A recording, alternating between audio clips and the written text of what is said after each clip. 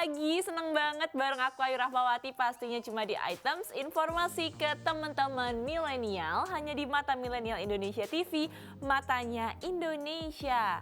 Hayo, siapa di sini yang lagi mumet banget, yang lagi pusing, lagi bosen di rumah aja? Tenang, Ayu akan ngasih informasi yang menarik selama 30 menit ke depan pastinya untuk membahas serba-serbi informasi yang mungkin kalian belum tahu. Dan di episode kali ini Ayu akan ngajak kalian jalan-jalan lagi keliling Indonesia untuk menemukan surga-surga tersembunyi. Wah, ini kalau misalkan teman-teman ada yang suka banget sama pantai, suka banget sama laut, pastinya akan suka banget episode kali ini. Karena kita akan jalan-jalan ke Banda Neira. Wih, ini kalau misalkan kita lihat ya, Banda Neira tuh adanya di Provinsi Maluku. Dan Banda Neira merupakan sebuah pulau dalam gugusan Kepulauan Banda milik Kabupaten Maluku Tengah, Provinsi Maluku. Meskipun bukan termasuk sebagai pulau terbesar, tapi ibu kota kecamatan Banda ini menyimpan berbagai macam objek wisata alam, sejarah dan juga bahari yang luar biasa. Dan kalau misalkan kita lihat dari berbagai sumber ya teman milenial, Banda Neira ini udah dikenal dari berabad-abad lalu. Jadi terkenalnya bukan baru-baru ini aja. Dari sekitar abad ke-16 dan 17, Spanyol, Portugis, dan Inggris itu bertempur di Kepulauan Banda yang berisi Banda Neira. Dan sekitar abad ke-18, Banda Neira menjadi pusat monopoli rempah pertama yang ada di Nusantara. Rempah-rempah Banda adalah pala dan juga cengkeh yang dimana pada zaman itu nilai segenggam pala itu setara dengan segenggam emas. Wow, kebayang gak tuh teman milenial? Dulu kita dijajah karena emang rempah-rempahnya tuh banyak banget. Dan gak cuma nilainya aja yang tinggi, pala pada masa itu digunakan sebagai campuran obat-obatan untuk berbagai jenis penyakit. Bumbu masak terutama untuk hidangan bagi kaum bangsawan dan juga elit. Sebagai campuran ramuan pembalseman untuk mengawetkan mumi, bahkan bisa juga untuk pengawet makanan. Sebagai bahan parfum dan juga sebagai simbol untuk kejayaan. Oleh karena itu nih teman milenial, Banda Neira itu jadi tempat pertama yang ada di Indonesia yang dikuasai oleh Belanda sebelum dia tuh ke Batavia atau sekarang kita tahunya Jakarta ya. Bahkan ini katanya Banda Neira ini juga sempat menjadi wilayah yang diperebutkan Inggris, Belanda hingga warga lokal untuk mempertahankan wilayahnya. Akibatnya nih di sekitar tahun 1609 terjadilah perang yang melibatkan warga lokal yang akhirnya itu dibantu oleh Inggris buat melawan dan mengusir Belanda. Sayangnya teman milenial waktu itu pertikaian antara Belanda dan Inggris tuh gak kunjung selesai. Hingga akhirnya terjadilah pertukaran Pulau Run di Kepulauan Banda Neira dengan New Amsterdam atau sekarang tuh kita kenal dengan Manhattan, New York demi memonopoli pala. Ini kebayang ya betapa kayaknya Indonesia di zaman dulu, tapi sayangnya memang orang-orang yang ada di Indonesia ini belum sadar betapa kayanya gitu ya teman milenial. Dan oleh karena itu nih di Banda Neira terdapat beberapa peninggalan bangsa Eropa saat itu. Jadi kalau misalnya kita lihat ada istana mini yang dibangun oleh Belanda. Selain itu, bukti lain dari kisah penjajahan bangsa Eropa di pulau ini adalah dengan adanya monumen Parigirante, budaya Neira, Benteng Nassau, Benteng Revenge, Benteng Hollandia, dan Benteng Concordia. Tetapi di sisi lainnya itu kalau misalkan kita lihat sejarahnya oleh bangsa Eropa ya, Banda Neira itu juga pernah menjadi tempat pengasingan Bung Hatta dan Sultan Syahrir yang dilakukan oleh Belanda di sekitar tahun 1936 guys. Sebelum akhirnya dipindahkan ke rumah pengasingan Hatta Syahrir yang ada di Sukabumi pada tanggal 1 Februari 1942 untuk mempersiapkan proklamasi kemerdekaan Indonesia. Nah, ada yang baru tahu nggak nih teman milenial? Kalau misalkan segede itu Banda Neira, sekaya itu dan juga nilai sejarahnya banyak banget. Terus ya sebenarnya kalau misalkan kita ngobrol-ngobrol lagi, itu belum pernah ke Banda Neira tapi sering baca-baca juga nih tentang keindahan dari Banda Neira. Dan yang harus di-note adalah teman milenial bahwa yang bikin Banda Neira mungkin belum seterkenal Bali atau mungkin belum seterkenal Gili atau Lombok gitu ya, atau Labuan Bajo. Ini karena aksesnya masih susah banget teman milenial. Jadi penerbangan itu dari Jakarta atau dari kota-kota besar biasanya tuh ke Maluku dulu. Nah nanti abis dari Maluku kita harus nyebrang lagi ke Banda Neira dan perjalanannya itu bisa dari laut kurang lebih sekitar 6 jam perjalanan laut. Dan harga tiketnya juga lumayan pricey dari tiket pesawatnya ke Malukunya itu udah lumayan mahal. Terus ditambah lagi ya kalau misalkan kalian pengen ke Banda Neira itu kalian harus naik kapal dengan harga sekitar 400 sampai 600 ribu dan cuma ada 2 kali dalam seminggu kalau Ayu nggak salah ya. Jadi kalau misalkan kalian miss, kalian tuh bisa ke Banda Neira dengan cara sewa speedboat. Nah speedboatnya ini nih yang harganya lumayan banget. Jadi sekali jalan itu sekitar 2,5 sampai 6 jutaan. Jadi tergantung speedboatnya segede apa dan juga sebagus apa. Nah ini dia nih sebenarnya yang bikin kayaknya turis-turis sekarang di Banda Neira tuh kebanyakan dari Eropa. Jadi kalau dari Indonesianya, dari lokalnya atau mungkin turis-turis yang dari Southeast Asia, dari Asia Tenggara masih agak-agak mikir lagi karena memang biaya perjalanannya aja tuh ya mahal banget. Cuma lagi-lagi ya kalau misalkan kita belum bisa ke sana, tadi Ayu juga udah ngasih beberapa cuplikan gimana sih wisata-wisata yang ada di Banda Neira, gimana keren-kerennya. Pastinya kalian gak akan nyesel kalau misalkan kalian ke sana. So, jadi bolehlah ya teman milenial mulai nabung dari sekarang, siapa tahu nanti pandemi bener-bener kelar. Terus kita juga bisa jalan-jalan ke Banda Neira. Nah, nanti di segmen selanjutnya kita akan bahas tentang pusat-pusat budaya yang ada di Banda Neira. Kira-kira ada apa aja teman milenial? Makanya stay tune terus pastinya cuma di Items Informasi ke teman-teman milenial.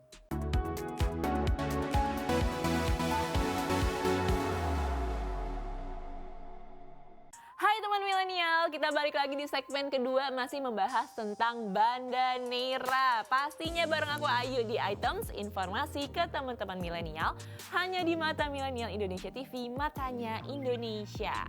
Kayak yang tadi udah aku jelasin di awal ya teman milenial, saking kayanya akan rempah pala, Banda Neira ini jadi rebutan dari negara-negara yang lain. Dan Banda Neira ini menjadi rebutan khususnya di bangsa Eropa. Karena itulah Banda Neira ini memiliki banyak sekali jejak peninggalan bangsa Eropa. Mulai dari istana mini hingga benteng-benteng yang ada di sana.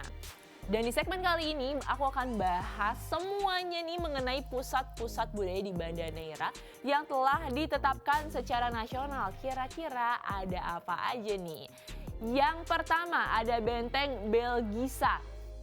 Benteng ini tuh dibangun oleh Portugis tapi kemudian diduduki oleh Belanda pada abad ke-17. Awalnya, Benteng Belgisa ini digunakan sebagai tempat untuk memantau kedatangan musuh. Tapi ketika pasukan Belanda masuk dan menguasai Banda Neira, Benteng Belgisa pun diperbarui dan berubah fungsinya. Sekarang menjadi tempat buat memantau lalu lintas kapal dagang di perairan Pulau Banda Neira. Memang harus ada nih benteng-benteng kayak gini untuk ngeliat gimana sih perdagangan dari kapal-kapal yang ada di sekitar Banda Neira karena lautnya kan memang luas banget ya teman milenial. Selanjutnya benteng lagi nih, ada juga Benteng Nassau. Benteng yang dibangun pada tahun 1617 ini memiliki ciri khas bangunan benteng yang berbentuk segi empat dengan 4 buah bastion pada setiap sudutnya. Dan itu juga dikelilingi oleh kanal yang dihubungkan langsung dengan air laut. Sementara di sisi benteng dibangun sebuah parit besar yang di dalamnya itu mengalir air laut. Akhirnya teman milenial, parit-parit ini tuh juga berfungsi sebagai akses masuk kapal-kapal yang akan melakukan bongkar muat dari dan ke dalam benteng. Karena dikelilingi oleh parit yang digenangi air laut, maka Benteng Nassau dikenal sebagai water castle. Selanjutnya ada juga Istana Mini atau biasa disebut juga Rumah Gubernur. Merupakan bangunan cagar budaya peninggalan Belanda yang terdapat di Banda Neira. Dinamakan Istana Mini karena memang istana ini tuh memiliki bentuk yang lebih kecil. Berdasarkan catatan sejarah, Istana Mini itu sebelumnya berada dalam Benteng Nassau. Tapi kemudian dibangun ulang nih di luar benteng karena tuh udah nggak aman lagi. Karena ada gempa yang suka terjadi di sana.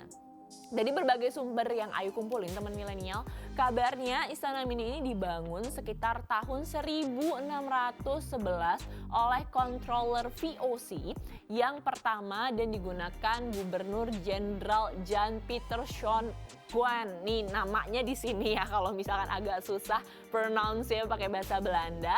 Dan ini tuh dibangun di tahun 1621. Selanjutnya ada juga tempat tinggal pengasingan. Di pulau kecil ini kalian tuh bisa menemukan rumah peninggalan Bung Hatta, Sultan Syahrir, dan Dr. Cipto Mangunkusumo. Rumah ini tuh jadi tempat tinggal mereka waktu mereka lagi diasingkan ke Banda Neira. Gak cuma itu, di sana juga ada tempat bekas Bung Hatta mengajari anak-anak pulau itu di masa lalu. Karena itulah kenapa nama Sultan Syahrir dan Bung Hatta dijadikan sebagai nama salah satu pulau di Kepulauan Banda Neira. Di rumah ini juga Bung Hatta dan Bung Syahrir diasingkan selama kurang lebih 6 tahun, lumayan lama banget nih teman milenial, dari tahun 1936 hingga 1942. Dan ternyata sebelum ke Banda, pemerintah kolonial Belanda sempat mengucilkan mereka di Bovendigul di Papua tepatnya. Dan Banda menjadi tempat terakhir sebelum mereka kembali ke Jakarta untuk mempersiapkan proklamasi kemerdekaan Indonesia. Sedangkan Dr. Cipto Mangunkusumo ke Banda Neira ini sekitar tahun 1927. Di Banda Neira, Dr. Cipto Mangunkusumo mendekan dan terbuang sebagai tahanan selama 13 tahun. Wow, lebih lama lagi nih. Dan di Banda Neira beliau itu akhirnya dipindahkan ke Ujung Pandang. Dan gak lama kemudian dipindahkan lagi ke Sukabumi, Jawa Barat. Tapi karena penyakit asmanya semakin parah, akhirnya nih Dr. Cipto Mangunkusumo dipindahkan lagi ke Jakarta. Dan sekitar 8 Maret 1943, Dr. Cipto Mangunkusumo meninggal dunia dan dimakamkan di Ceper Ambarawa tepatnya. Selain itu teman milenialnya ada rumah yang gak kalah banyak sejarahnya juga, yaitu rumah budaya. Jejak sejarah lain yang dapat dilihat ada di rumah budaya. Bangunan ini menyimpan semua peralatan rumah tangga yang dulunya itu digunakan oleh tentara Belanda atau VOC yang ada di Banda Neira. Kalau kita masuk suasana di dalam rumah budaya ini tuh benar-benar menggambarkan kehidupan masa lalu teman milenial. Kenapa? Karena barang-barang yang ada di sana itu semuanya masih asli. Wow, kalau kita lihat satu persatu memang nilai sejarahnya banyak banget ya di Banda Neira ini. Dan kalau kita lihat lagi ternyata memang Banda Neira ini menjadi salah satu saksi sejarah untuk perjuangan bangsa Indonesia jadi merdeka. Wah, ini bangga banget pastinya. Tapi masuk akal sih kalau misalkan Banda Neira itu jadi salah satu tempat pengasingan dari pahlawan-pahlawan proklamasi kita dulu. Kenapa? Karena seperti yang tadi Ayu bilang, di zaman sekarang aja yang udah modern ini, kita kalau misalkan ke Banda Neira itu harus effort banget kan. Harus naik pesawat dulu, jalur laut dulu, pesawatnya cuma 2 kali seminggu dan lain sebagainya. Apalagi di zaman dulu ya teman milenial. Nggak tahu sih, pasti harusnya sih ya kalau Ayu ngebayangin speedboat tuh belum ada. Jadi pastinya perjalanan dari Maluku, dari Ambonnya ke Banda Neira itu pasti akan lebih memakan waktu lama gitu ya. Belum lagi penerbangannya dan lain sebagainya. So ya masuk akal lah kalau misalkan tempat ini menyimpan banyak banget sejarah-sejarah. Terutama tadi ya dari bangsa Eropa yang akhirnya bisa mencium, wah kaya banget nih ternyata Banda Neira dengan berbagai macam rempah-rempah yang ada di sana. Nah, kira-kira teman milenial kalau misalkan mau ke Banda Neira bakal datang ke situs budaya yang mana nih? Kalau misalkan bisa ya pastinya sih pengen semuanya ya. Cuma yang paling menarik sih salah satunya menurut Ayu rumah budaya kali ya. Karena bisa ngeliat juga nih gimana sih budaya-budaya atau sejarah-sejarah yang ada dari dulu sampai sekarang. Semuanya juga masih asli banget di sana. So teman milenial, itu dulu yang kita bahas di segmen kedua. Nanti kita akan bahas di segmen selanjutnya keindahan dan juga wisata apa aja nih yang bisa kita nikmatin kalau lagi di Banda Neira. Tetap sama Ayu terus pastinya cuma di Items Informasi ke teman-teman milenial.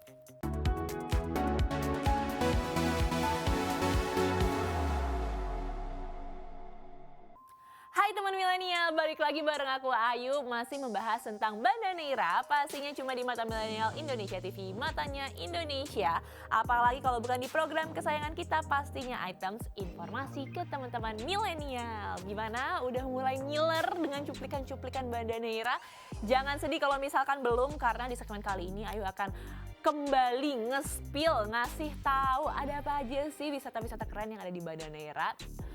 Dan selain kaya akan sejarah, Banda Neira ini juga memiliki keindahan alam yang gak perlu lagi diragukan. Saking luar biasa indahnya, Banda Neira dijuluki sepotong surga dari timur.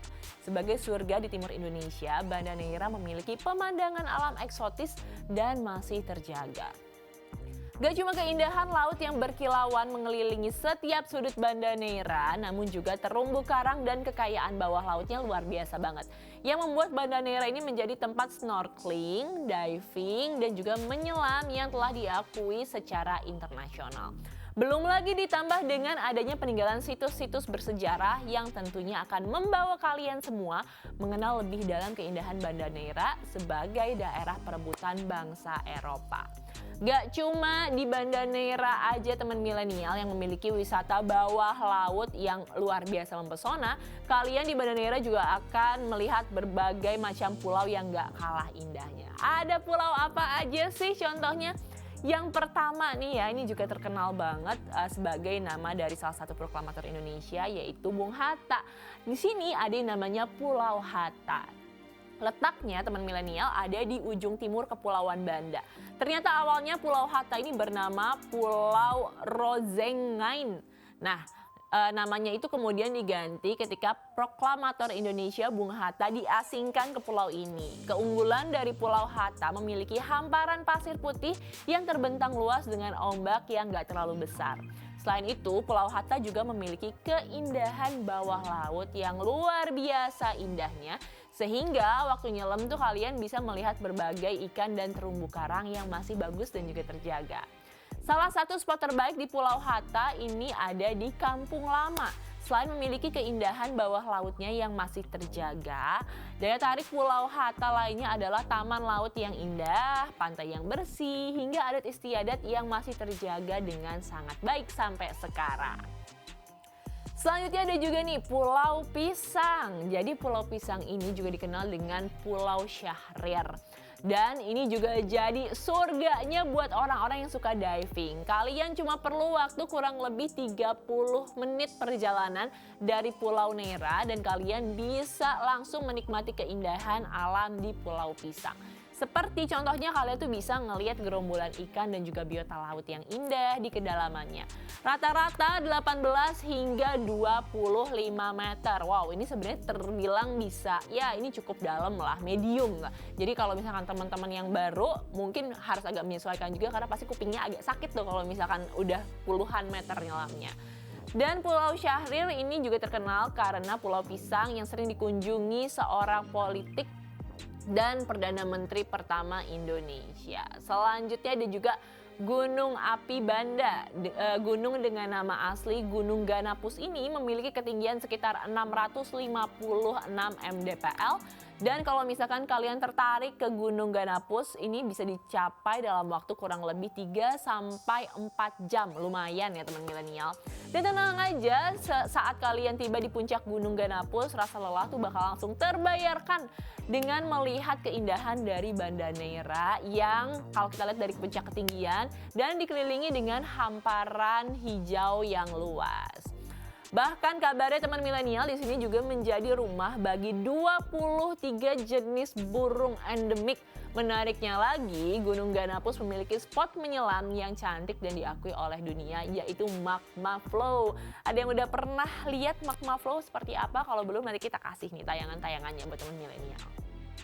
Dan menurut catatan dari Badan Geologi Kementerian Energi dan Sumber Daya Mineral Indonesia, Gunung Ganapus itu ternyata merupakan generasi keempat dari Gunung Lontoir yang saat masa pembentukannya mengalami beberapa letusan kecil.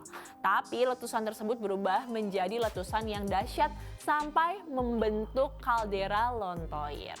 Nah, ini juga salah satu tempat yang terkenal banget di Banda Neira dan cantik, yaitu Lava Flow. Berbeda dengan pulau pada umumnya ya teman milenial, Lava Flow itu memiliki pasir yang warnanya hitam dan terumbu karang diselingi oleh sisa-sisa reruntuhan gunung api Banda. Meskipun demikian, tetapi Lava Flow itu jauh dari kata mengerikan. Justru bekas letusan gunung berapi itu menghasilkan vegetasi bawah laut tumbuh dengan subur, rimbun dan juga indah. Salah satu biota laut penghuni perairan Lava Flow adalah lionfish. Uniknya lagi, karena gunungnya masih aktif, maka sesekali ada uap panas yang merembes dari sela pasir hitam yang pekat. Bahkan saat berenang, air laut pun juga kayak terasa lebih hangat dibandingkan dengan biasanya. Tapi kayaknya agak hati-hati juga nih teman milenial kalau misalkan datang ke sini ya. Jangan sampai nanti pas lagi main gitu, lagi main di pasir jadi agak-agak kena kakinya, kan panas lavanya. Nah, buat kalian yang pengen berkunjung ke Lava Flow, kalian tuh harus naik perahu tempel atau perahu ketinting untuk bisa sampai ke sini. Kalian tuh membutuhkan waktu sekitar 30 menit dari Pulau Banda Neira. Wah, ini keren banget sih memang teman milenial kalau misalkan kita bisa lihat tadi ya beberapa cuplikan-cuplikan yang ada di sini. Dan pastinya meskipun effortnya gede banget memang ke Banda Neira, tapi kalau misalkan kita lihat wisata-wisata itu keren banget gak sih semuanya, ya nggak? Dan kalau misalkan teman-teman lihat juga di sini itu masih sangat asri, masih jarang orang yang kesini ya karenanya, jadi semuanya masih alami banget. Tetapi ketika kalian sampai di Kepulauan Banda Neira, kalian itu harus ingat bahwa traveling bukan cuma sekedar pergi ke satu tempat, kemudian foto-foto terus upload di sosial media kalian. Kalau misalkan kalian cuma menerapkan itu aja, nggak akan membuat aktivitas travelingnya tuh bermakna. Maka dari itu ya, tanpa sadar ada banyak banget hal penting yang mungkin aja kalian lupa karena sibuk jalan-jalan dan juga foto-foto. Coba deh kalian lakuin beberapa hal ini. Yang pertama adalah coba yuk untuk chit-chat ngobrol sama penduduk lokal. Menikmati keindahan destinasi dan mengabadikan momen lewat foto, sebenarnya nggak ada yang salah dari itu. Tapi akan ada kesenangan yang lebih berkesan lagi kalau misalkan kalian bisa ngobrol sama orang-orang sekitar. Dan pastinya selalu abadi bila kalian bisa berbaur dan mengobrol dengan penduduk lokal. Dengan begitu, kalian tuh bisa lebih banyak mengetahui cerita yang tidak mampu diabadikan oleh foto aja. Dan pastinya banyak juga yang bisa di-sharing nih sama teman-teman atau mungkin sama keluarga kalian ketika kalian pulang ke rumah. Kemudian coba deh buat belajar beberapa kalimat atau kata dalam bahasa lokal atau mungkin aksennya juga bisa. Seperti yang kalian tahu ya teman milenial, kalau Indonesia tuh punya banyak banget bahasa daerah walaupun bahasa Indonesia dipakai sebagai bahasa sehari-hari. Tapi belum tentu ya teman milenial di daerah yang kalian kunjungi itu paham bahasa Indonesia. Maka dari itu, coba yuk kita sedikit-sedikit gitu ya belajar kata atau kalimat bahasa lokal daerah yang lagi kita tuju. Dengan kalian bisa memahaminya, pastinya akan mempermudah komunikasi kalian selama di sana. Gimana teman milenial? Itu beberapa tips dari aku ya. Semoga kita tuh kalau misalkan jalan-jalan kita bisa bikin kenangan-kenangan yang baru, pengalaman-pengalaman yang baru yang gak cuma itu-itu aja. So, apakah teman milenial di sini ada yang udah pernah ke Banda Neira? Boleh yuk kita sharing yuk cerita-ceritanya di bawah. Dan sebenarnya sih kalau tadi kan Ayu pribadi juga belum pernah nih ke Banda Neira. Cuma beberapa teman Ayu yang emang suka banget traveling ke timur Indonesia dan pernah ke Banda Neira, mereka tuh sempat mention sesuatu yang harus kita take care of juga ketika kita memutuskan untuk ke Banda Neira, yaitu kalau misalkan kita nyebrang dari Ambon sampai ke Banda Neira itu kan lumayan takes time ya, lumayan lama gitu.